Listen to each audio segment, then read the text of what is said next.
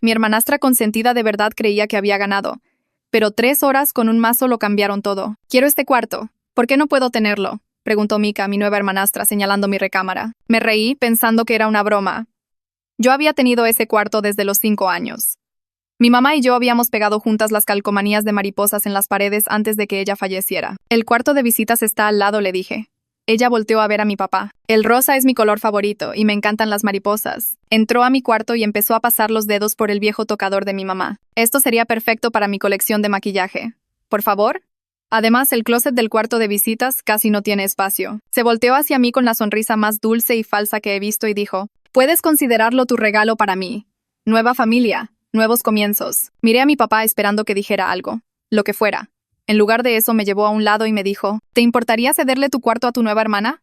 De verdad lo quiere. ¿Sabes qué? Si dices que sí, te dejo quedarte con toda la cochera. Puedes decorarla, remodelarla, bajar las cosas de tu mamá y...». La cochera era casi 3 veces más grande que mi recámara, y yo sería la única en la planta baja. Era perfecto. Sonreí y lo abracé fuerte. Trato hecho. Mika se rió cuando escuchó que me habían bajado a la cochera y me dijo que me despidiera de mi cuarto rosa que mi mamá había pintado. Pasé 3 meses transformando esa cochera polvosa en el cuarto de mis sueños. Repisas empotradas, un rincón de lectura con cojines en el suelo, series de luces colgadas entre las vigas, un escritorio con vista al jardín a través de la nueva ventana que instalamos. Compré un proyector pequeño y lo puse junto a mi cama para noches de películas, e hice un pequeño espacio para fotos mías y de mi mamá. Todos mis amigos de la prepa empezaron a venir a mi cuarto, y la gente hablaba de él en la escuela. Pero cuando Mika lo vio, se le desfiguró la cara. Entró furiosa al cuarto de nuestros papás y gritó, «Ella tiene un estudio completo mientras yo estoy atorada en una recámara normal». Le dijo a su mamá, «Adriana, no es justo. Yo soy la nueva hermana. Yo debería tener las cosas bonitas, ¿no?». Mi madrastra suspiró y miró a mi papá. «Quizás puedan cambiar de cuarto otra vez. Una última vez». Pero esta vez, mi papá no cedió. Ella decoró y remodeló ese cuarto sola, con su propio dinero. La cochera es suya. Tú tienes la recámara rosa que pediste. Fin de la discusión. Mika empezó a hiperventilar, dándose cuenta de que había perdido. Luego se detuvo. «Bien. Quédate con tu estúpida cochera. No la necesito». Y pensamos que ahí acabaría todo, pero durante las siguientes semanas, Mika se obsesionó con mejorar el cuarto rosa, decidida a superar mi cochera. Compró tiras de luces LED profesionales carísimas que se sincronizaban con la música, instaló un tocador empotrado, puso un frigobar afuera de su cuarto, y a mi papá no le quedó de otra más que soltar el tarjetazo para financiarle sus ideas, todo con tal de mantener la paz. Pero nada parecía satisfacerla. Arrastraba a la gente escaleras arriba para presumir sus mejoras, y luego se iba echando humos cuando mencionaban que querían ver el famoso cuarto de la cochera. Fue entonces cuando decidió que necesitaba más espacio para su visión creativa. Mika fingió estar enferma y se quedó en casa mientras mis papás y yo salimos a celebrar la graduación de mi primo. Nos vio desde la ventana mientras nos alejábamos, antes de subir a su cuarto con un mazo y empezar a golpear la pared entre la recámara rosa y el cuarto de visitas, para convertirlos en un solo cuarto gigante. La pared entre el cuarto rosa y el de visitas se vino abajo exactamente como ella quería, durante unos 3 segundos. Entonces, la viga del techo, que ya no tenía soporte, se movió. Los vecinos oyeron un crujido que atravesó la casa como un rayo. Tabla roca, aislamiento y una enorme viga del techo se vinieron abajo. Mika había levantado la mirada justo a tiempo para verla venir, pero no pudo quitarse lo suficientemente rápido. La viga la golpeó en la base del cráneo y la aplastó. Estuvo consciente todo el tiempo, tratando de gritar por ayuda. Pero nosotros estábamos a horas de casa. Nuestros vecinos finalmente llamaron al 911, pero para entonces, llevaba 3 horas atrapada. El paramédico dijo que ella no dejaba de susurrar. «No siento nada, no siento nada». Llegamos al hospital 6 horas después y nos sentamos en la sala de espera durante la cirugía. El doctor salió después de 1 hora y lo confirmó.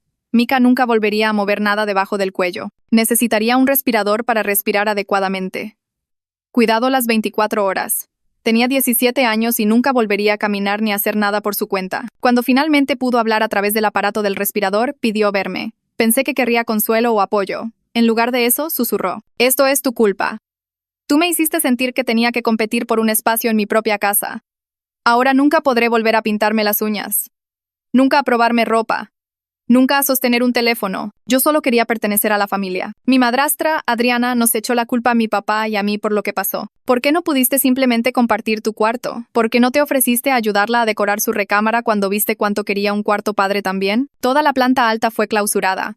Mika se mudó a la cochera, porque era el único espacio lo suficientemente grande para todo su equipo médico. Pensé que ese era el final.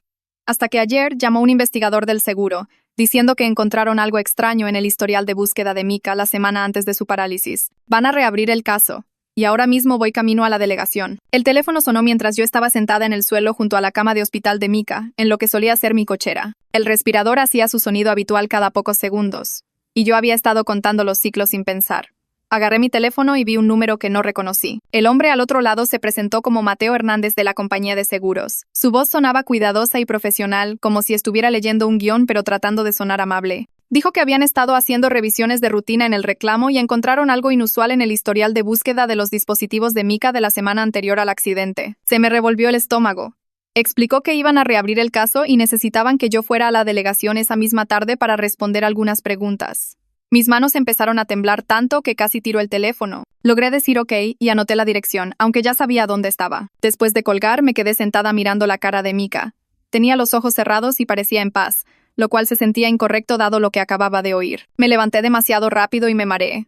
Fui a la cocina donde papá estaba tomando café y Adriana preparaba un pan tostado. Les conté de la llamada. La cara de Adriana se puso completamente blanca por 2 segundos. Luego su expresión cambió a enojo. Exigió saber qué mentiras le había dicho yo a la aseguradora, qué había dicho para hacerlo sospechar. Su voz se hacía más fuerte con cada palabra. Papá solo se quedó mirando su taza de café como si tuviera las respuestas escritas en el fondo.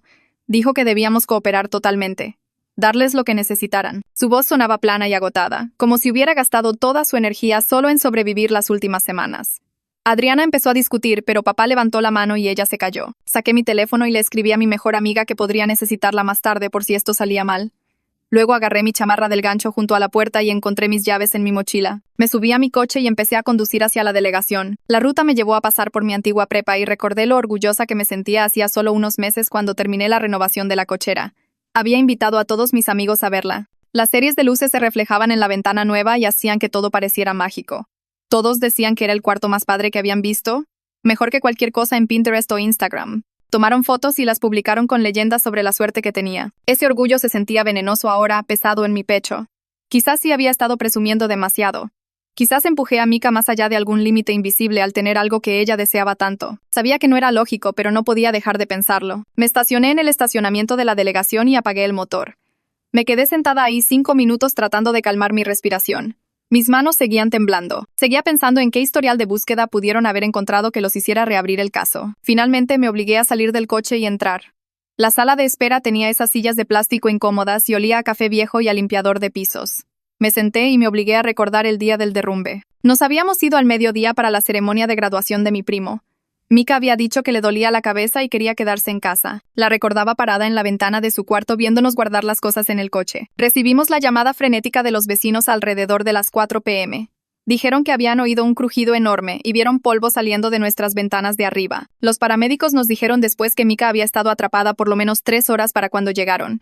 Estaba consciente y aterrada todo el tiempo, incapaz de moverse o pedir ayuda. Se me revolvió el estómago pensando en esas 3 horas, en lo que debe haber sentido tirada ahí, sabiendo que algo estaba terriblemente mal con su cuerpo. El reloj de la sala de espera marcaba las 2:15 p.m., y me pregunté cuánto tiempo tendría que esperar. Unos 10 minutos después salió una mujer y caminó directo hacia mí. Se presentó como la detective Laura Santos y me dio un firme apretón de manos. Sus ojos parecían amables pero serios. Me llevó por un pasillo hasta una pequeña sala de interrogatorios que olía a café viejo y thinner. La mesa era de metal y estaba fría cuando la toqué accidentalmente. Me acercó una silla y luego se sentó frente a mí. Explicó que esto era solo una entrevista informativa, que no estaba arrestada ni acusada de nada. Dijo que tenía derecho a que un padre o abogado estuviera presente si quería. Le dije que respondería a las preguntas sola porque no tenía nada que ocultar. Era verdad. No sabía qué habían encontrado, pero sabía que yo no había hecho nada malo. La detective Santos sacó una libreta y me pidió que describiera la dinámica familiar antes del accidente. Traté de explicar cómo Adriana siempre tomaba el lado de Mika en cada discusión o desacuerdo. Cómo papá trataba de mantener la paz cediendo a lo que Mika quisiera, incluso cuando no era justo. Cómo me sentí desplazada de mi propia familia después de que se casaron. Se me quebró la voz cuando mencioné las calcomanías de mariposas de mi mamá que ella y yo habíamos puesto juntas cuando era pequeña. Mika las había tapado todas con sus costosas tiras de LED que se sincronizaban con la música. La detective tomaba notas sin ninguna expresión en su rostro, solo asintiendo ocasionalmente. Hizo preguntas específicas sobre cuándo empezaron a empeorar las cosas entre Mika y yo. Le expliqué lo del intercambio por la cochera y cómo Mika se enojó más después de ver lo bonito que la había dejado. Luego preguntó sobre los costos y el tiempo de la renovación de la cochera. Le expliqué que había ahorrado dinero de mi trabajo de medio tiempo en la biblioteca. Unos 8 meses de sueldo. Compré los materiales yo misma en Home Depot e hice la mayor parte de la decoración sola. Papá ayudó con la instalación de la ventana los fines de semana porque eso requería trabajo de construcción real. La detective escribió algo y luego preguntó si obtuvimos permisos para la ventana. Sentí un nudo en el pecho porque sinceramente no lo sabía. Le dije que papá se había encargado de esa parte, o al menos eso pensé.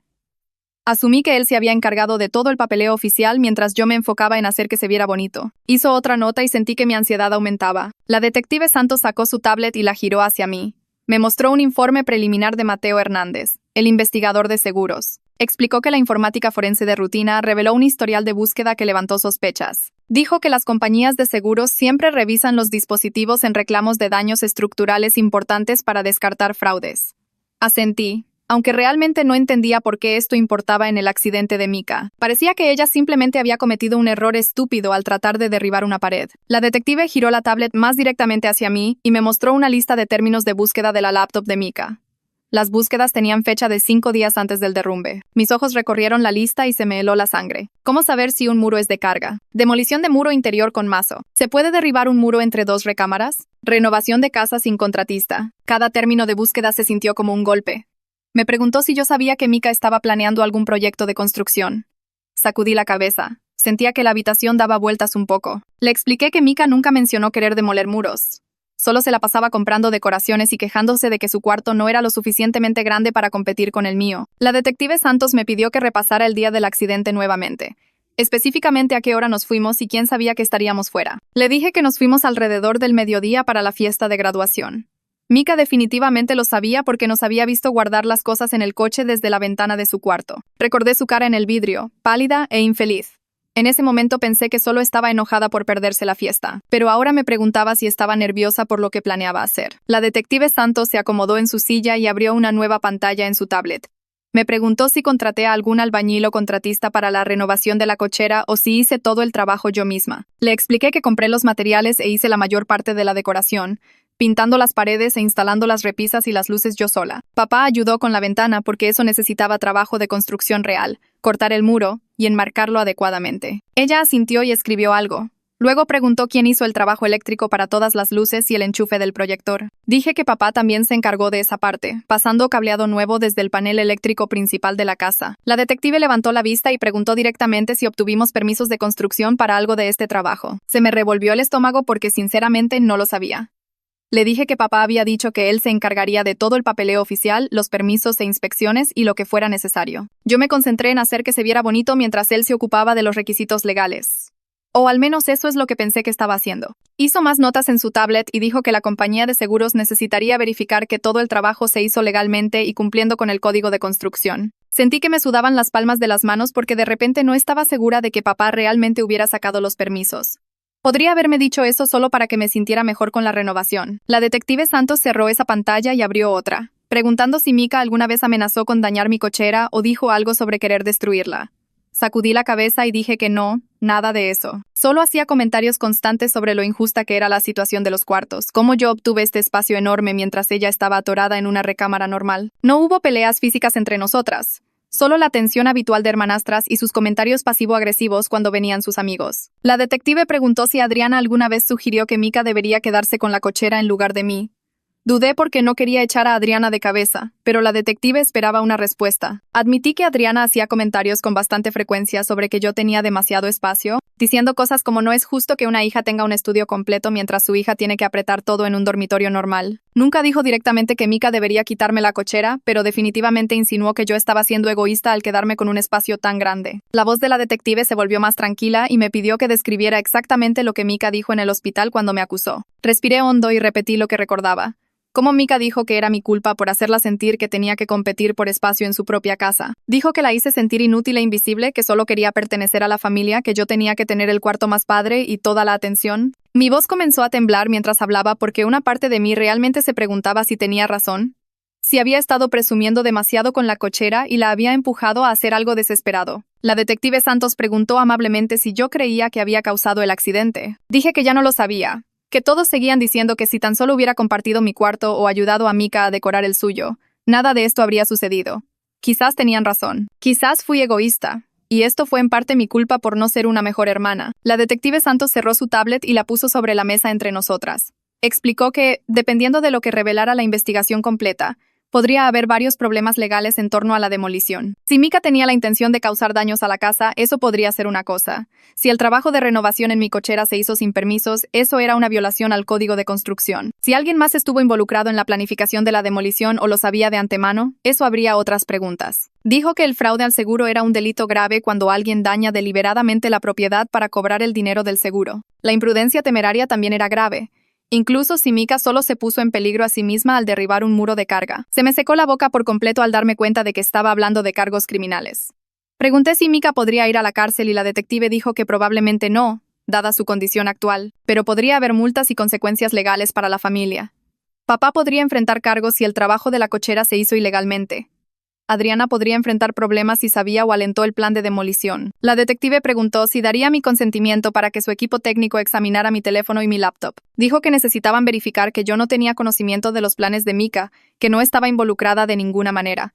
Acepté de inmediato, desbloqueando mi teléfono allí mismo y deslizándolo sobre la mesa. Le di mi laptop y también la contraseña, desesperada por demostrar que no sabía nada de lo que Mika estaba planeando. La detective Santos me dio las gracias y dijo que un especialista técnico haría copias de todo y me devolvería mis dispositivos en 48 horas. Se puso de pie y me estrechó la mano de nuevo, diciendo que era libre de irme y que se pondrían en contacto si tenían más preguntas. Agarré mis llaves y salí de la sala de interrogatorios, sintiendo las piernas temblorosas y raras. Salí de la delegación a las 6 p.m., con las manos aún temblando mientras abría mi coche. Me senté en el asiento del conductor unos minutos solo respirando, tratando de procesar todo lo que la detective había dicho sobre permisos, fraude y cargos criminales. Saqué mi teléfono y le escribí a papá que la entrevista había terminado, pero que había sido muy intensa.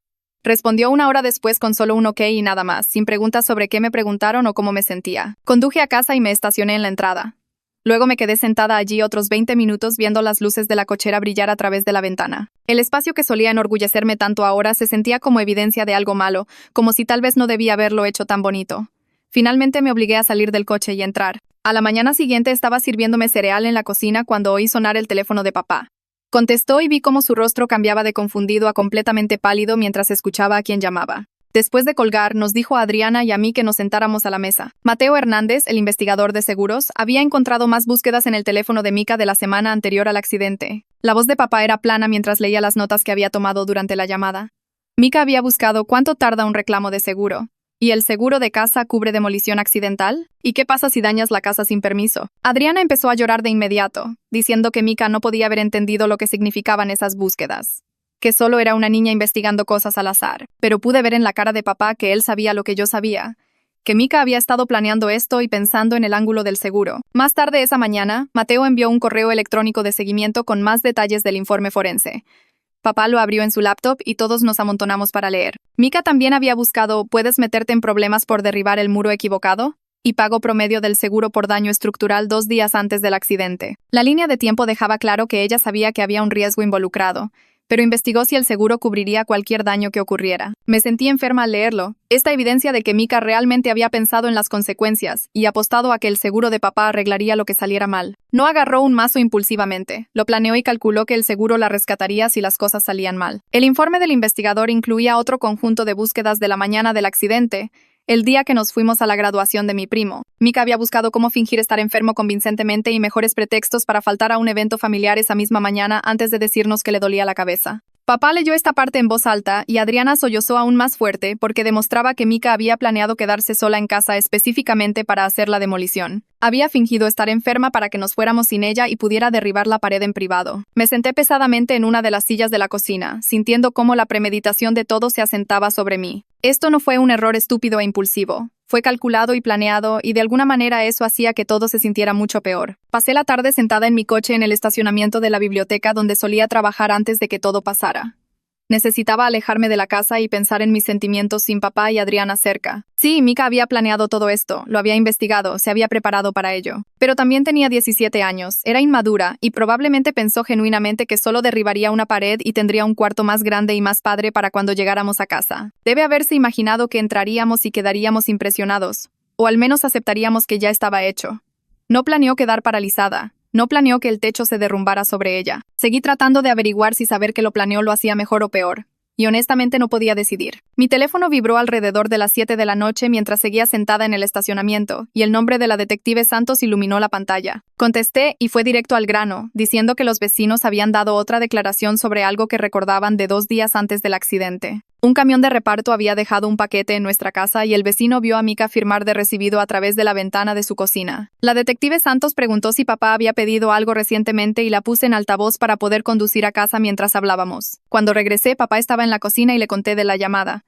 Abrió su historial de pedidos en su laptop y revisó todo el mes pasado, sacudiendo la cabeza. Ni un mazo, ni herramientas, nada pesado entregado a la casa. La detective Santos dijo que esto cuadraba con lo que sospechaban, que Mika había pedido el mazo ella misma usando la cuenta o tarjeta de alguien más, planeando toda la demolición con días de anticipación. La detective explicó que la declaración del vecino era importante porque mostraba una preparación clara, no un impulso de enojo repentino. Mika tuvo tiempo de pensar en lo que estaba haciendo. Tiempo para detenerse, pero siguió adelante con el pedido de la herramienta y esperó a que llegara. El mismo vecino también le contó a la policía sobre los sonidos que escucharon el día que todo sucedió. La detective Santos leyó de sus notas, explicando cómo el vecino estaba lavando los trastes alrededor de la 1 de la tarde cuando escuchó que empezaba a sonar música arriba en nuestra casa, lo suficientemente fuerte como para oírla a través de las paredes. Al principio pensó que Mika solo estaba siendo una adolescente poniendo música a todo volumen mientras no estábamos. Luego, alrededor de la 1:30, comenzaron a escuchar golpes rítmicos mezclados con la música, como si alguien estuviera martillando o golpeando algo con fuerza. El vecino dijo que casi fue a ver, pero supuso que Mika quizás estaba colgando cuadros o haciendo algún tipo de proyecto manual. Los golpes continuaron durante más de 2 horas, parando y comenzando, y el vecino se acostumbró al sonido. Luego, a las 3:30, escucharon ese ruido masivo de crujido que hizo temblar toda su casa, seguido de un gran estruendo y luego silencio. Fue entonces cuando supieron que algo estaba gravemente mal y llamaron al 911. Me quedé sentada imaginando a Mika blandiendo ese mazo durante horas, probablemente tomando descansos cuando se le cansaban los brazos, y luego comenzando de nuevo. Sentí un nudo en la garganta pensando en cómo alguien podría haberla detenido si tan solo hubiera tocado a la puerta, si el vecino hubiera confiado en su instinto y verificado el ruido. Pero nadie lo hizo, y ella siguió hasta que el techo se le vino encima. 2 días después de esa llamada, la detective Santos nos contactó de nuevo con más información de los registros bancarios. Adriana había dado permiso para que revisaran los estados de cuenta de su tarjeta de crédito, probablemente pensando que aclararía las cosas. En cambio, encontraron que la tarjeta de Adriana se usó para comprar el tocador, las tiras de LED y el mazo, todo en la misma ferretería, un Home Depot, durante un periodo de 3 semanas. La detective vino a la casa a hablar con nosotros al respecto y la cara de Adriana se puso blanca cuando vio los estados de cuenta impresos. Insistió en que nunca aprobó la compra de un mazo, que solo sabía del tocador y las luces porque Mika le mostró las compras después de que llegaron. Adriana dijo que Mika debió haber tomado su tarjeta de su bolso y la usó sin preguntar, lo cual era posible ya que vivían en la misma casa. Pero papá miró a Adriana de manera diferente después de escuchar esto, con los ojos entrecerrados y la mandíbula apretada. Pude ver cómo hacía cuentas en su cabeza, preguntándose cuánto sabía Adriana realmente y cuánto estaba fingiendo no saber. La detective dijo que los registros de la tarjeta de crédito apoyaban la teoría de que esto fue planeado durante semanas, no días, con Mika reuniendo todo lo que necesitaba pieza por pieza. Luego, la detective Santos sacó su tablet y nos mostró algo más que habían encontrado durante la investigación. Mensajes de texto entre Adriana y Mika de 8 días antes del accidente, extraídos de la copia de seguridad del teléfono de Mika. Adriana le había escrito a Mika diciendo: «Tienes que hacer que sea imposible para ellos ignorar lo injusto que es esto». Y Mika respondió: «Tengo un plan». Había más mensajes en la conversación, con Adriana escribiendo sobre cómo yo obtenía todo lo que quería mientras Mika se quedaba con las sobras. Mika había enviado un montón de capturas de pantalla de diseños de cuartos con leyendas como «Esto es lo que merezco y por qué ella tiene el espacio padre». La cara de Adriana se descompuso mientras leía sus propias palabras en la pantalla de la detective y comenzó a llorar, diciendo que solo quería decir que Mika debería decorar más y hacer su cuarto realmente bonito, no derribar paredes. La detective Santos dijo con calma que los textos mostraban un patrón de alentar a Mika a escalar la situación, incluso si Adriana no sabía el plan específico. Los mensajes crearon un ambiente donde Mika se sintió justificada para tomar medidas extremas porque su mamá le seguía diciendo que merecía más. Sentada allí escuchando todo esto, comencé a recordar las cosas de manera diferente, viéndolas a través de un nuevo lente. Adriana había presionado a papá constantemente para que financiara las mejoras del cuarto de Mika, diciendo cosas como «ella necesita sentirse igual en esta familia y no puedes dejar que una hija tenga todo mientras la otra no tiene nada». En ese momento pensé que solo estaba siendo una madre protectora, defendiendo a su hija que se sentía excluida. Pero ahora podía ver cómo alimentó el enojo de Mika y lo hizo crecer, validando cada queja y haciéndome ver como la enemiga. Adriana nunca sugirió que Mika debería estar agradecida por tener un cuarto bonito, o que tal vez compararnos constantemente no era saludable. En lugar de eso, seguía señalando todo lo que yo tenía que Mika no, llevando la cuenta como si estuviéramos en una especie de competencia. Sentí un destello de ira real hacia ella, caliente y agudo en mi pecho, porque ella ayudó a crear todo este desastre al decirle a Mika que tenía razón en sentirse engañada. En el cuarto día de la investigación, una mujer llamada ingeniera Sofía Herrera se presentó en nuestra casa con una tabla con sujetapapeles y una expresión seria. Se presentó como ingeniera estructural contratada por la compañía de seguros para evaluar los daños y descubrir exactamente qué sucedió. Papá la dejó entrar y ella subió directamente al área clausurada, pasando las siguientes 3 horas allí arriba. Podía oírla caminar, tomar medidas y ocasionalmente hablar en una grabadora de voz. Cuando finalmente bajó, su rostro se veía sombrío y preguntó si podíamos sentarnos todos en la sala. Extendió algunas fotos sobre la mesa de café que mostraban el techo colapsado y la pared demolida, luego señaló las fotos mientras hablaba. El muro que Mika derribó era absolutamente un muro de carga, lo que significa que era crítico para soportar las vigas del techo del segundo piso. Sin ese muro, toda la estructura superior no tenía nada que la sostuviera. La ingeniera Herrera explicó que nuestra casa fue construida en 1987 con un diseño estructural específico donde ciertos muros soportaban el peso del techo y el segundo piso. Sacó los planos originales de construcción que había obtenido del registro de la ciudad y nos mostró cómo el muro entre la recámara rosa y el cuarto de visitas estaba marcado como estructural, no decorativo. Quitar ese muro sin colocar vigas de soporte adecuadas primero significaba que la viga del techo tenía que soportar demasiado peso, se movió y colapsó en cuestión de horas. Le preguntó a papá si había obtenido algún permiso para modificaciones en la planta alta, y la cara de papá se puso roja mientras admitía que no creía que se necesitaran permisos para cambios cosméticos interiores como pintura y decoraciones. La ingeniera Herrera dijo firmemente que demoler cualquier muro, especialmente uno de carga, requería absolutamente permisos e inspecciones antes de que comenzara el trabajo. Hacerlo sin aprobación era una violación grave al código de construcción que ponía en riesgo a todos en la casa. Luego, la ingeniera caminó por el primer piso y se detuvo en el espacio de mi cochera, mirando a su alrededor con atención. Se detuvo en mi ventana, la que papá y yo habíamos instalado para que yo pudiera ver el jardín, y preguntó cuándo la pusimos y si obtuvimos un permiso para ella. La cara de papá pasó de roja a morada, y tartamudeó que no obtuvo un permiso. Pensó que la ventana era lo suficientemente pequeña como para no necesitar uno. La ingeniera Herrera escribió algo en su portapapeles y explicó que agregar cualquier abertura a un muro exterior requería un permiso porque afectaba la envolvente del edificio y podría causar problemas estructurales o de humedad si se hacía incorrectamente. Dijo que la delegación probablemente nos exigiría obtener permisos para ambas violaciones ahora, el muro demolido arriba y la ventana sin permiso aquí abajo, además de que enfrentaríamos multas por hacer trabajo sin aprobación. Papá solo asintió, luciendo derrotado, mientras yo me sentía enferma pensando en cuánto iba a costar todo esto. Unos días después, apareció otro visitante.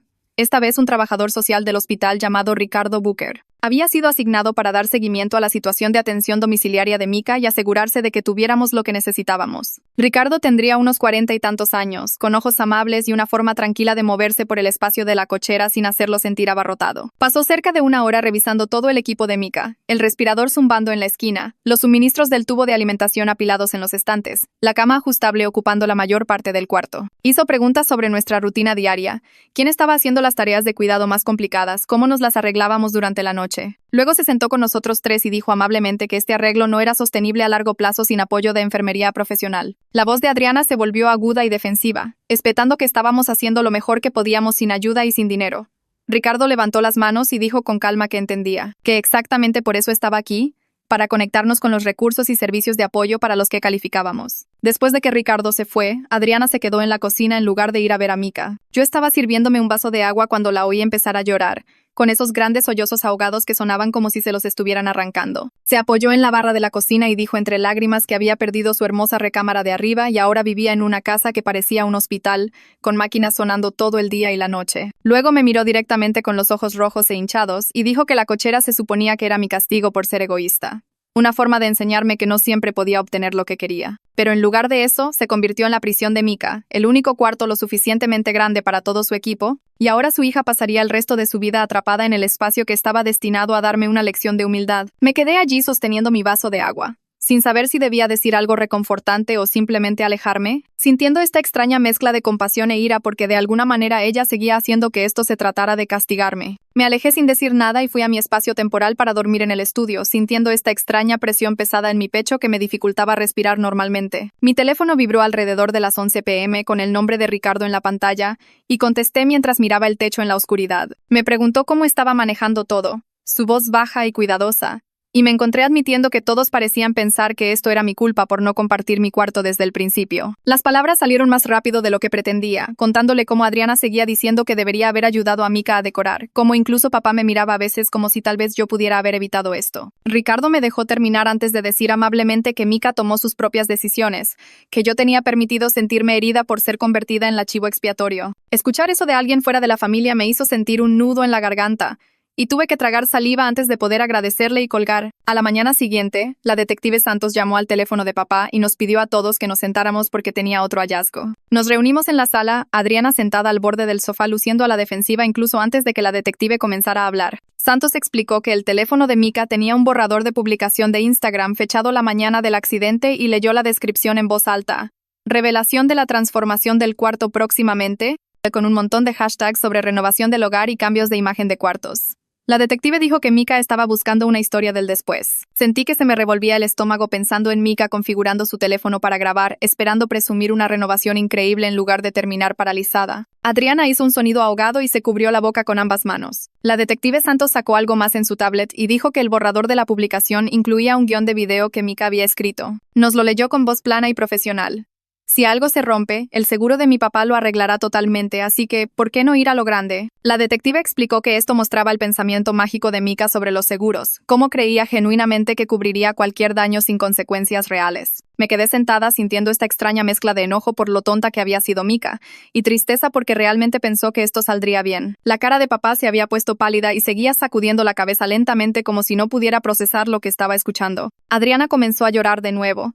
Lágrimas silenciosas corrían por su rostro mientras miraba al suelo. Entonces la detective Santos se volvió hacia Adriana y dijo que los mensajes de texto mostraban algo más importante. Explicó que cuando Mika expresó dudas sobre el plan en sus textos, Adriana le había respondido que el seguro de papá era muy bueno y que no debía preocuparse tanto. La cabeza de Adriana se levantó de golpe y protestó diciendo que no sabía que Mika planeaba demoler nada, que pensaba que solo estaban hablando de ideas de decoración. Pero la detective dijo con calma que el texto creaba un ambiente donde Mika se sentía protegida de las consecuencias, donde creía que el seguro arreglaría mágicamente lo que saliera mal. Papá se giró para mirar a Adriana con una expresión que nunca le había visto, como si realmente la estuviera viendo claramente por primera vez y no le gustara lo que veía. La habitación quedó en silencio, excepto por el sonido del respirador de Mika zumbando desde la cochera. Después de que la detective Santos se fue, papá salió a su coche y simplemente se sentó allí. Lo observé por la ventana un rato antes de volver a mi tarea, y cuando volví a mirar una hora después, seguía sentado en el asiento del conductor mirando a la nada. Adriana había ido a ver a Mika y yo estaba sola en la casa sintiendo que todo se estaba desmoronando en cámara lenta. Papá finalmente entró después de que oscureció, y cuando le pregunté si estaba bien, solo dijo que no podía procesar todo en ese momento y que necesitaba dormir. Su voz sonaba plana y muerta, y reconocí esto como el mismo modo de apagado en el que entró después de que mamá murió, donde simplemente dejaba de funcionar hasta que la crisis pasaba lo suficiente como para que pudiera moverse de nuevo. Al día siguiente en la prepa, noté que mi grupo de amigos se había reducido a solo 2 personas que todavía se sentaban conmigo en el almuerzo. Todos los demás encontraban razones para estar ocupados o simplemente pasaban de largo sin hacer contacto visual. Escuché susurros en el pasillo entre clases, gente hablando de la hermanastra paralizada y el drama del cuarto de la cochera. Alguien había pintado con aerosol la influencer de la cochera en mi casillero con pintura plateada, y tuve que pedirle al conserje que me ayudara a limpiarlo mientras otros estudiantes pasaban mirando. Terminé comiendo mi lunch en mi coche el resto de la semana, sentada en el estacionamiento con un sándwich que realmente no podía saborear. Empecé a buscar seriamente información sobre cómo cambiarme a otra prepa para mi último año, pensando que tal vez podría empezar de nuevo en algún lugar donde nadie supiera nada de esto. Una semana después de la gran reunión con la detective Santos, los vecinos dieron otra declaración a la policía. Papá recibió una llamada pidiéndole que fuera a la delegación, y cuando regresó su rostro estaba gris y cansado. Nos dijo que los vecinos habían visto a Adriana llevando muestras de pintura y una cinta métrica arriba 3 días antes del accidente, hablando con Mika sobre hacer que el espacio funcionara mejor. La detective Santos le había preguntado a Adriana sobre esto, y Adriana admitió que estaba ayudando a Mika a planificar la distribución de un cuarto combinado, pero juró que no sabía sobre el plan de demolición. Papá repitió las palabras de la detective sobre cómo el patrón de facilitación se estaba volviendo imposible de negar y Adriana se levantó y salió de la habitación sin responder. 2 días después, Mateo Hernández de la compañía de seguros llamó mientras cenábamos. Papá lo puso en altavoz y la voz de Mateo llenó la cocina, cuidadosa y formal. Dijo que la compañía de seguros probablemente rechazaría el reclamo por daños estructurales porque la demolición fue intencional y el trabajo se había hecho ilegalmente sin permisos. La póliza no cubría daños causados deliberadamente por miembros de la familia, incluso si la persona no entendía todas las consecuencias. La cara de papá se puso gris mientras hacía preguntas sobre apelaciones y excepciones. Pero Mateo siguió explicando el lenguaje de la póliza con su voz tranquila y profesional. Vi cómo las manos de papá comenzaban a temblar mientras escribía notas. Su letra se volvía más desordenada a medida que avanzaba la llamada. La compañía de seguros envió una carta oficial a la mañana siguiente confirmando que continuarían cubriendo la atención médica y el equipo de Mika bajo la póliza de gastos médicos, pero los costos de reparación de la casa eran nuestra responsabilidad. Mateo llamó de nuevo para repasar los números, estimando que nos enfrentaríamos a entre $1.2, 000 y $1.8, 000 pesos para reparar adecuadamente la estructura de arriba, más las multas de la delegación por el trabajo sin permiso. Papá se desplomó en su silla y puso la cabeza entre las manos, con los hombros encorvados como si tratara de hacerse más pequeño. Adriana comenzó a hacer preguntas sobre planes de pago y préstamos. Su voz se volvía más aguda y llena de pánico con cada oración. Pedí permiso y me fui a mi espacio temporal para dormir, cerrando la puerta a sus voces. Esa noche, me quedé despierta en el estudio, mirando el techo y pensando en todas las veces que Adriana había presionado a papá para que dejara que Mika tuviera la cochera. Recordé haberla oído decir cosas como, «Estás eligiendo a tu hija por encima de mi hija», haciendo sonar como si papá estuviera siendo injusto al dejarme conservar el espacio que yo había renovado. Me pregunté si debería contarle a la detective Santos sobre esas conversaciones, agregarlas a la pila de evidencia que mostraba cómo Adriana había presionado, solapado y creado todo este desastre.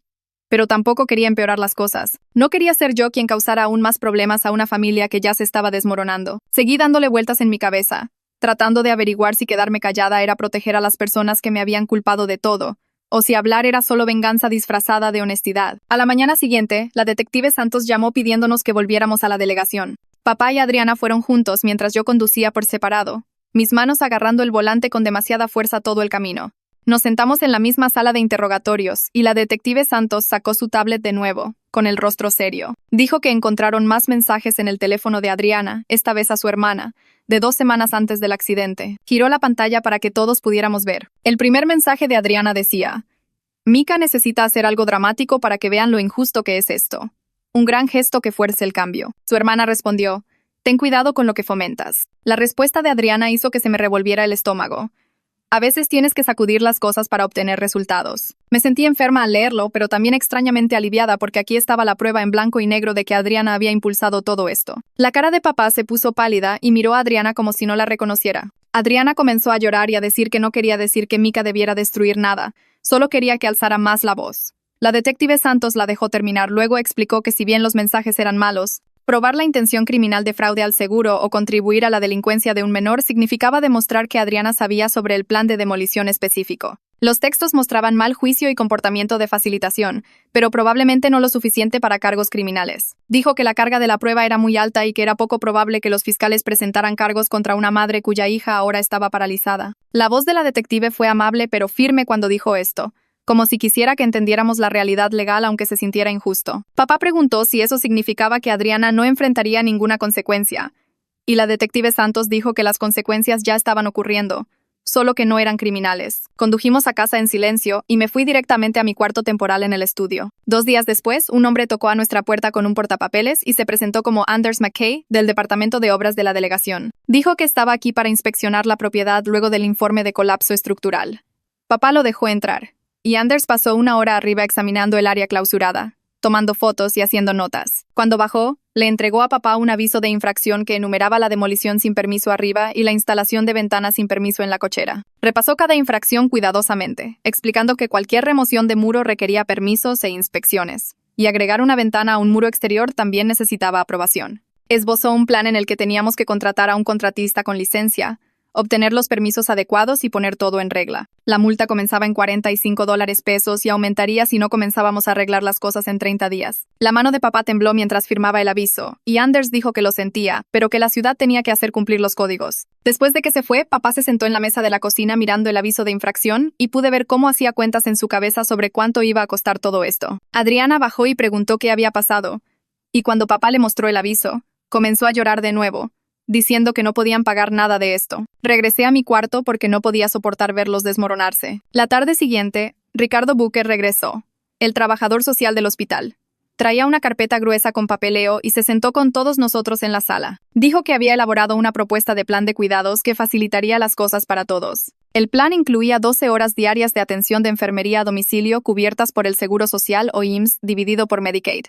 de 8 de la mañana a 8 de la noche. Explicó que los miembros de la familia tendrían que encargarse de los turnos restantes durante la noche, pero que organizaría capacitación para que supiéramos qué hacer. Ricardo repasó los detalles de lo que Adriana y papá necesitarían aprender, cosas como el manejo del respirador, el cuidado del tubo de alimentación y cómo posicionar a Mika para prevenir escaras. Dijo que la capacitación comenzaba la próxima semana y requería 40 horas de trabajo teórico más sesiones prácticas. Papá tomó notas mientras Ricardo hablaba, haciendo preguntas sobre los horarios y qué pasaba si alguien se enfermaba. Adriana se quedó callada todo el tiempo, sin preguntar nada. Ricardo dejó copias de todo el papeleo y dijo que llamaría en unos días para confirmar el horario de la capacitación. Papá y yo nos presentamos en el hospital el martes siguiente para la primera sesión de capacitación de cuidadores. Se suponía que Adriana vendría, pero llamó esa mañana diciendo que se sentía enferma. La instructora era una enfermera que había trabajado con pacientes con respirador durante 20 años. Nos hizo practicar primero con maniquíes, mostrándonos cómo aspirar el tubo de respiración de Mika cuando se acumulaban secreciones. Mis manos se sentían torpes sosteniendo el catéter de succión y me preocupaba lastimar a alguien si lo hacía mal. Las manos de papá temblaron todo el tiempo, pero siguió intentándolo, pidiéndole a la instructora que le mostrara de nuevo cuando se equivocaba. Aprendimos a revisar la configuración del respirador, qué significaban las alarmas y cómo responder si algo salía mal. La instructora nos hizo practicar cada habilidad hasta que pudiéramos hacerlo sin pensar. Al final de la sesión de 3 horas me dolía la espalda de estar inclinada sobre el maniquí. Papá le dio las gracias a la instructora y preguntó cuándo era la próxima sesión anotando la fecha en su teléfono. Caminando hacia el estacionamiento me sentía agotada y todavía nos quedaban 3 sesiones más. La detective Santos estaba esperando junto a mi coche en el estacionamiento. Dijo que quería hablar conmigo a solas un minuto. Su voz era baja cuando sugirió que comenzara a llevar un registro de cualquier interacción preocupante en casa, solo por si acaso. No dijo en caso de qué, pero entendí que le preocupaba que los patrones de culpa de Adriana empeoraran. Asentí y dije que lo haría. Esa noche abrí una nueva nota en mi teléfono y la titulé Diario, agregando la fecha a la primera entrada. Escribí lo que Adriana había dicho esa mañana sobre estar demasiado enferma para la capacitación y cómo me había culpado de nuevo ayer por hacer que Mika se sintiera competitiva. Se sentía raro documentar a mi propia familia como si fueran sospechosos, pero la detective Santos no lo habría sugerido sin una razón. 3 noches después me despertó la alarma del respirador de Mika. Me levanté y fui a la cochera, mis ojos ajustándose al tenue resplandor del equipo médico. Mika estaba despierta, sus ojos siguiéndome mientras me acercaba. Revisé la pantalla del respirador y vi que era solo una alarma de posición, nada grave. A través de la válvula de habla, susurró que no creía que el techo pudiera caerse de verdad. Dijo que solo quería un cuarto más grande como el mío, que pensó que el seguro de papá arreglaría cualquier problemita. Luego su rostro cambió, se endureció, y dijo que si yo no hubiera hecho tanto alarde con la cochera, ella no se habría sentido tan desesperada por competir. No discutí ni me defendí, solo ajusté su almohada y reinicié la alarma. Sus ojos me siguieron mientras me movía alrededor de la cama y me pregunté si realmente creía lo que estaba diciendo o si era simplemente más fácil que aceptar la verdad. Caminando de regreso al estudio, pensé en lo que Mika había dicho. Me di cuenta de que culparme era la única forma en que podía lidiar con estar atrapada en un cuerpo que ya no funcionaba. No podía aceptar que sus propias decisiones causaron esto, porque eso significaría que destruyó su propia vida por nada. Era más fácil hacer que fuera mi culpa, tener a alguien con quien estar enojada en lugar de ahogarse en el arrepentimiento. Sentí una extraña mezcla de compasión y frustración, entendiendo por qué necesitaba un objetivo, pero odiando que ese objetivo fuera yo. Agregué esto a mi entrada del diario, anotando la hora y lo que había dicho. 3 semanas después de mi primera entrevista policial, papá finalmente accedió a reunirse con una abogada de familia. Se llamaba licenciada Calderón y su oficina estaba en un edificio alto en el centro con grandes ventanas con vista a la ciudad. Nos sentamos en su sala de conferencias y pasó 1 hora leyendo toda la evidencia que trajimos, los mensajes de texto, los avisos de infracción, la carta de rechazo del seguro. Cuando terminó, levantó la vista y nos dijo sin rodeos que los cargos criminales eran improbables. Dijo que ningún fiscal quería acusar a una adolescente paralizada o a su madre afligida. La imagen era terrible. Sin embargo, continuó.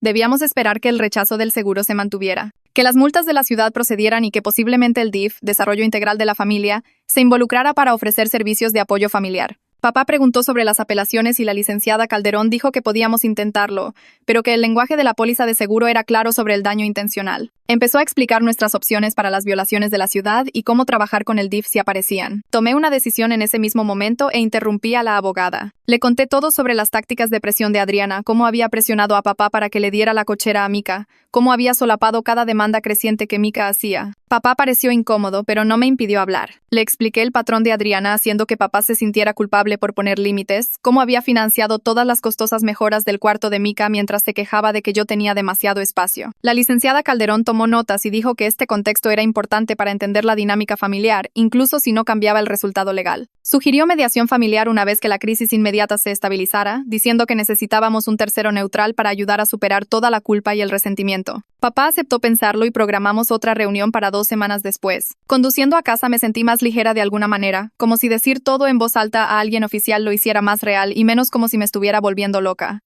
3 días después, la detective Santos llamó mientras yo preparaba el lunch y preguntó si podíamos ir todos el viernes a las 2 p.m. para una reunión final sobre la investigación.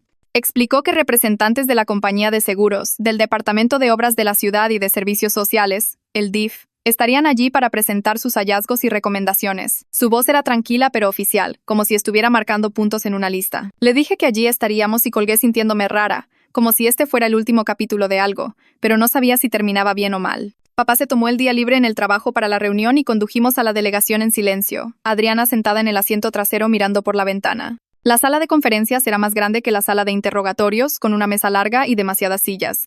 La detective Santos se sentó a la cabecera con su tablet y carpetas extendidas frente a ella. Mateo, de la compañía de seguros, se sentó a un lado con un traje oscuro, y Anders, del Departamento de Obras de la Ciudad, se sentó frente a él con su portapapeles. Ricardo, el trabajador social, entró al final con un maletín de cuero y me dio un pequeño asentimiento antes de sentarse. La detective Santos comenzó agradeciendo a todos por venir y dijo que quería repasar la línea de tiempo completa de los eventos para que todos entendieran qué pasó y por qué. Sacó su tablet y la giró hacia nosotros mostrando un gráfico con fechas y términos de búsqueda.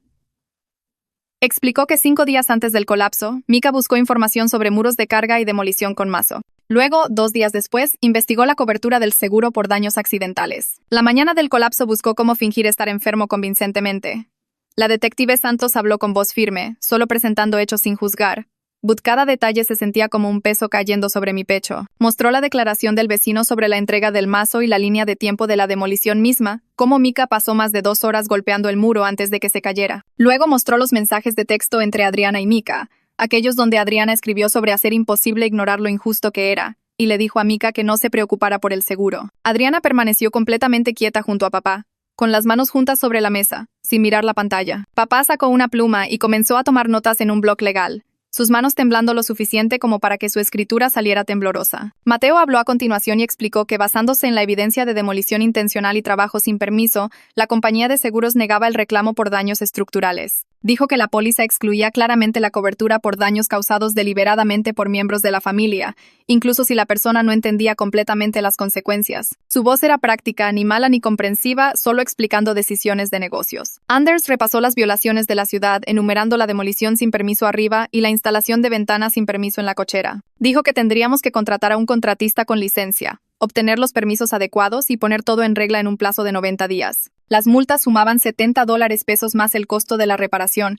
y le entregó a papá un paquete de formularios que debían llenarse. Vi la pluma de papá moverse por su blog, escribiendo números y fechas como si estuviera tratando de resolver un problema de matemáticas. La detective Santos se aclaró la garganta y dijo que, después de revisar toda la evidencia, el departamento de policía no recomendaría cargos criminales contra nadie. Explicó que las acciones de Mika fueron definitivamente imprudentes y mostraban mal juicio, pero que ya enfrentaba consecuencias que cambiaban la vida y que eran más severas que cualquier castigo penal. La detective dijo que no había suficiente evidencia de que Adriana supiera sobre el plan de demolición específico, solo que fomentó la escalada general de Mika. Mateo confirmó que la cobertura médica continuaría bajo la póliza de gastos médicos, por lo que toda la atención y el equipo de Mika seguirían cubiertos. Anders agregó que mientras comenzáramos el proceso de reparación dentro de 30 días, la ciudad no buscaría sanciones adicionales. Sentí esta extraña mezcla de alivio y decepción, como si quisiera que alguien fuera castigado, pero tampoco quería que las cosas empeoraran. Ricardo puso su maletín sobre la mesa y dijo que necesitaba abordar algo basado en lo que la investigación reveló sobre nuestra situación familiar. Explicó que nos estaba refiriendo al DIF, Desarrollo Integral de la Familia, para servicios de apoyo voluntario, no como castigo, sino para asegurarse de que todos tuvieran acceso a terapia y ayuda para superar todo. Dijo que el DIF podría conectarnos con terapeutas familiares, grupos de apoyo y recursos para manejar el estrés de cuidar a alguien con las necesidades de Mika. El rostro de Adriana se contrajo y comenzó a llorar, sus hombros temblando mientras se cubría la boca con ambas manos. Dijo entre lágrimas que nunca quiso nada de esto, que solo quería que su hija fuera feliz y sintiera que pertenecía a la familia. La detective Santos extendió la mano sobre la mesa y le pasó a Adriana una caja de pañuelos desechables, diciendo en voz baja que entendía que esto era difícil para todos. Papá puso su mano en el hombro de Adriana, pero ella se la quitó de encima, todavía llorando sobre los pañuelos. La reunión concluyó con todos entregándole a papá copias de sus informes y formularios, apilando papeles frente a Jim hasta que hubo una pequeña pila. Nos levantamos para irnos y agarré mi chamarra del respaldo de mi silla, lista para salir de esa habitación y volver al aire normal. Caminando por el estacionamiento hacia nuestro coche, Adriana de repente me agarró del brazo y me hizo girar. Empezó a gritar que esto seguía siendo mi culpa por ser egoísta y presumir con la cochera, que hice que Mika se sintiera tan inútil que hizo algo desesperado. Su voz era lo suficientemente alta como para que la gente que se subía a sus coches cercanos volteara a mirar. Me quedé allí congelada mientras ella seguía, diciendo que podría haber compartido mi cuarto desde el principio, que podría haber ayudado a Mika a decorar en lugar de hacer de todo una competencia. Entonces su voz se quebró y comenzó a sollozar diciendo que estaba aterrada de perder a Mika, que ver a su hija atrapada en un cuerpo que no funcionaba la estaba matando. Dijo que no podía manejar la culpa de haber alentado a Mika, que no sabía cómo arreglar nada de esto o mejorarlo. Las lágrimas corrían por su rostro y seguía diciendo, lo siento, lo siento, lo siento, pero no supe si se estaba disculpando conmigo, con Mika o consigo misma. Me quedé allí parada torpemente con los brazos a los costados, sin saber si debía abrazarla o alejarme.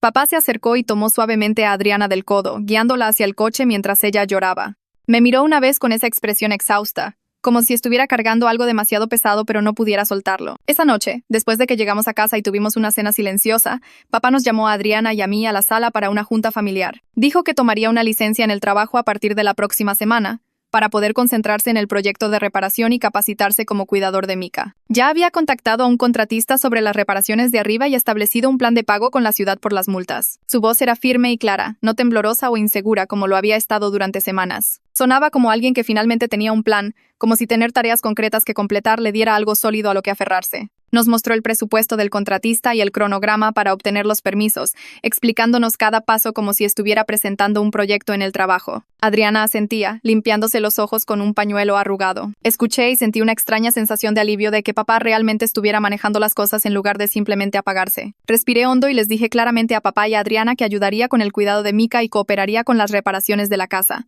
pero que ya no iba a ser la única cuidadora ni el saco de boxeo de la familia. Dije que necesitaba que reconocieran que yo no causé esto, que Mika tomó sus propias decisiones y las consecuencias eran suyas.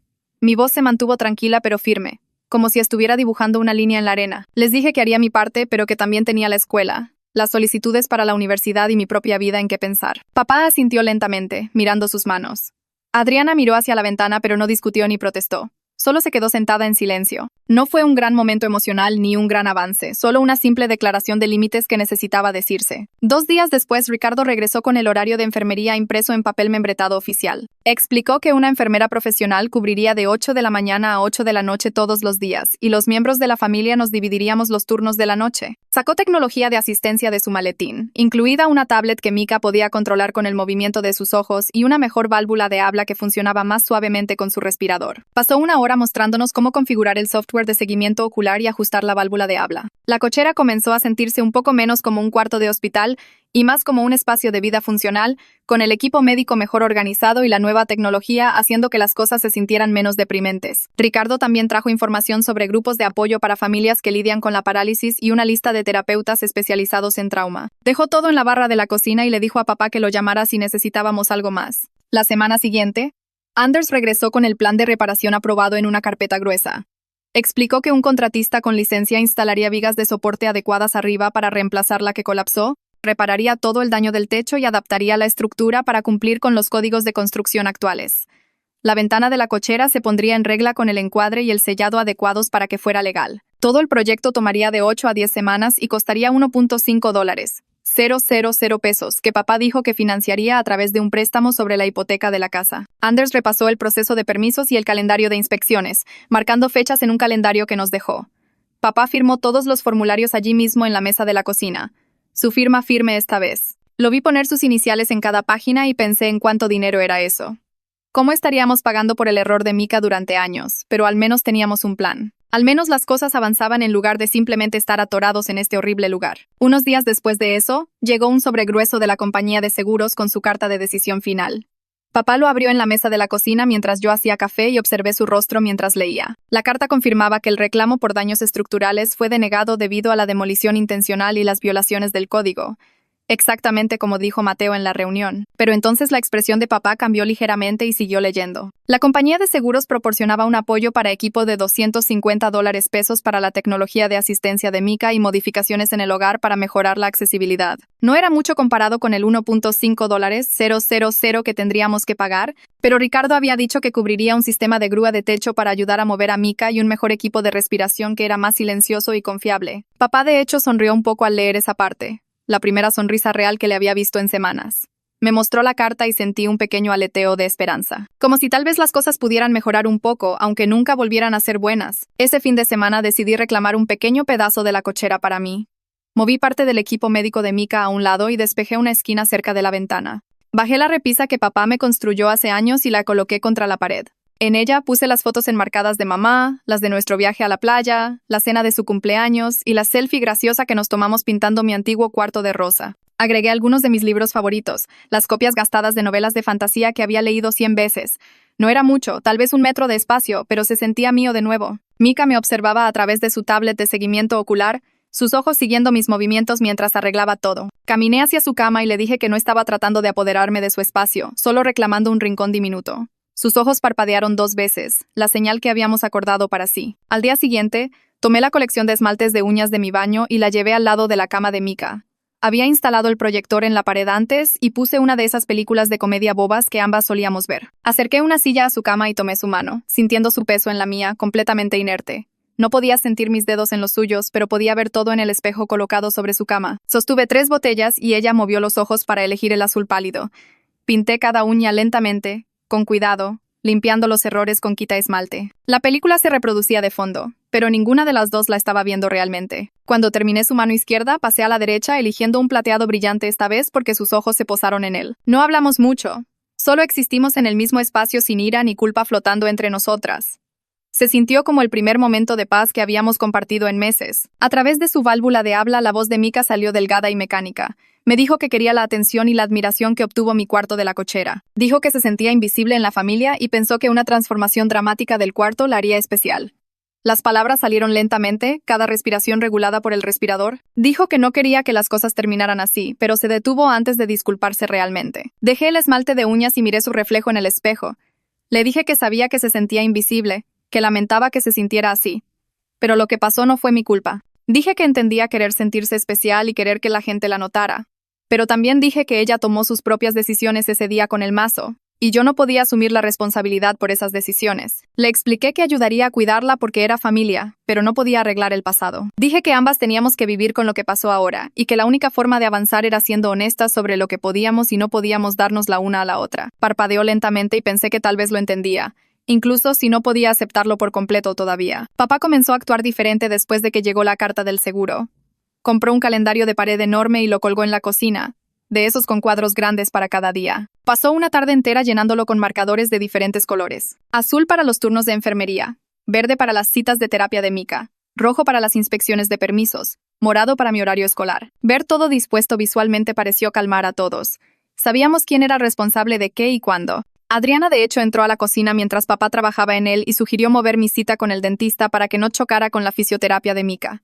Papá agregó su sugerencia y le dio las gracias. Ella se ofreció a manejar la coordinación de enfermería de la mañana si papá se encargaba de los turnos de la noche. No fue cálido ni amistoso, pero fue la primera vez que los vi trabajar juntos en algo en semanas. 2 meses después de la gran reunión en la delegación, el contratista terminó el primer hito importante. Las nuevas vigas de soporte se instalaron arriba y el techo volvía a ser estructuralmente sólido. Anders vino a inspeccionar el trabajo, caminando por el área clausurada con su portapapeles y herramientas de medición. Pasó 1 hora revisando todo antes de bajar a decirnos que el trabajo pasó la inspección. Dijo que como estábamos cumpliendo activamente con el plan de reparación, reducía nuestras multas restantes a $25. Papá de hecho enmarcó el certificado de aprobación de la inspección como si fuera un diploma y lo colgó en el pasillo. Entendí por qué cuando lo vi mirándolo más tarde esa noche. Era la prueba de que estábamos arreglando las cosas, la prueba de que estábamos avanzando en lugar de simplemente ahogarnos en el desastre. Empecé a investigar universidades durante mis horas de almuerzo en la prepa. Busqué programas con buenos servicios de apoyo a la discapacidad, lugares que pudieran ayudarme a entender por lo que estaba pasando Mika. Lo reduje a escuelas a 1 hora de casa para poder seguir ayudando con su cuidado mientras construía mi propia vida. Papá me encontró en la mesa de la cocina una noche rodeada de papeles impresos y me ayudó a llenar las solicitudes. Leyó mi ensayo sobre los desafíos familiares y dijo que estaba orgulloso de mí por mejor no renunciar a mi futuro a pesar de todo. Me di cuenta mientras trabajábamos juntos de que podía ser parte de esta familia y aún así tener límites, seguir teniendo mis propias metas y sueños. 3 meses después del colapso, nuestra casa se acomodó en un ritmo que se sentía casi normal en los días buenos. Mika tenía una rutina de cuidado funcional con la enfermera cubriendo la mayor parte del día y los miembros de la familia dividiéndose los turnos de noche. Las reparaciones de arriba estaban completas en un 60%. Los albañiles aparecían todos los días de la semana para trabajar en el techo y las paredes. El dinero estaba apretado y lo estaría por años. El pago del préstamo hipotecario aparecía en el estado de cuenta de papá cada mes. Las relaciones familiares seguían siendo frágiles. Las conversaciones entre Adriana y papá seguían siendo cuidadosas y formales. Pero teníamos sistemas establecidos y todos lo estaban intentando a su manera. Mika siempre estaría paralizada. Siempre necesitaría el respirador, el tubo de alimentación y el cuidado las 24 horas. Algunos días eran más difíciles que otros, días en que la realidad de lo que pasó se nos venía encima a todos. Pero todos seguíamos aquí, seguíamos intentándolo, seguíamos descubriendo cómo vivir con las consecuencias de las decisiones tomadas con ira, miedo y desesperación. No había héroes ni villanos en esta historia, solo personas aprendiendo a existir juntas en una situación que nadie quería.